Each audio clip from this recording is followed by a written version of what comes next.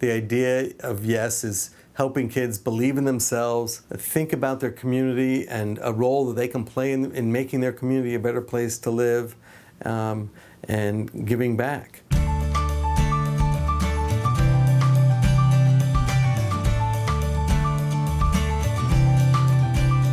Flint is one of the most violent cities in the United States. Most people think of big cities as being more violent, but per capita, Flint is typically in the top 3. Unfortunately, it's a dubious distinction. It was common to see, drug deals going down. It was common, to see people with carry pistols, people argue.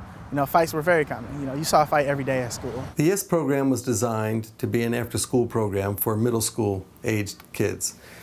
And it really grew out of our work with some community partners and ourselves here at the university, talking about how can we engage kids to be part of the solution instead of always the focus of the problem.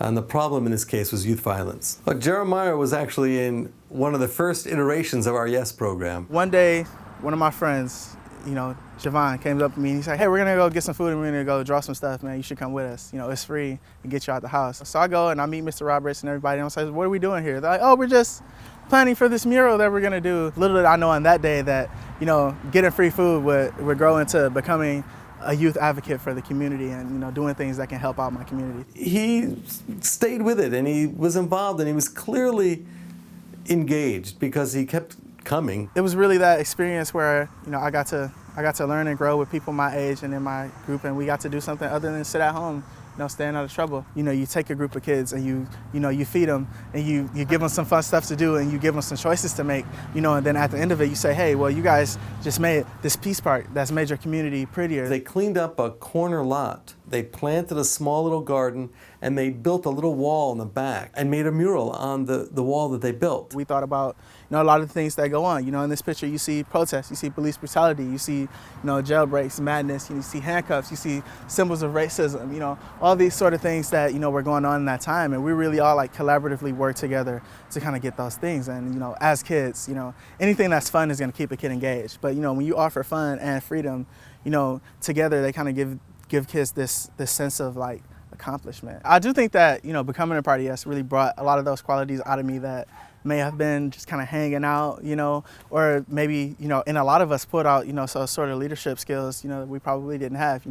We would come into the room and they're like, all right, Javon, you're gonna coordinate this, or all right, you guys are gonna work with Brooklyn, to do this, or you know what, Josh and Shantia are gonna put this together, and we kind of all got, an opportunity to be in a leadership position. We often, as adults, we stereotype kids as, as being these unruly bag of problems. And they're really not that at all. They're really thoughtful, creative, and they want to make contributions. They want to feel good about themselves and their communities, and they want to work with each other. They get really engaged in this program. It's kind of cool to watch. For most of my life, I really had a focus on, I need to do well so that I can get out of Flint and get away, and but as I got older, by the time I reached 16, 17, it was, I need to get away and find knowledge. I need to get away and find income and find logic, and then bring that back to, kind of where I came from. And I think it's programs like Y.E.S that kind of